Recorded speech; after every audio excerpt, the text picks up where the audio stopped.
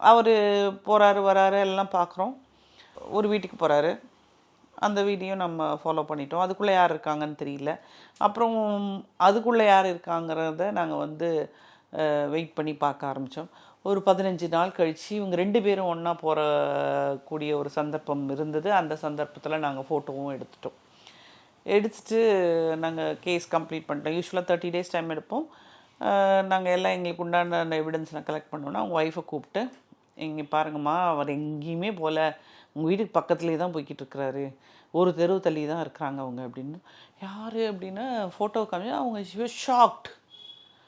என்னது இது அப்படின்னு.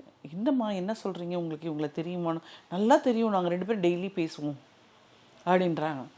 என்னம்மா சொல்கிற நீ அப்படின்னு கேட்டாக்க, அது என் ஹஸ்பண்டோட ஃப்ரெண்டோட ஒய்ஃபு, அவர் அப்ராடில் இருக்கார், அவங்களுக்கு ஏதாவது தேவைன்னா நீ வந்து செஞ்சு கொடுன்னு எங்கள் ஊருக்கு போகும்போது சொல்லிட்டு போவார். அவங்களுக்கு எதாவது தேவை இருக்குது, நான் போகிறேன்னு சொல்லிகிட்டே தான் போயிருக்காரு.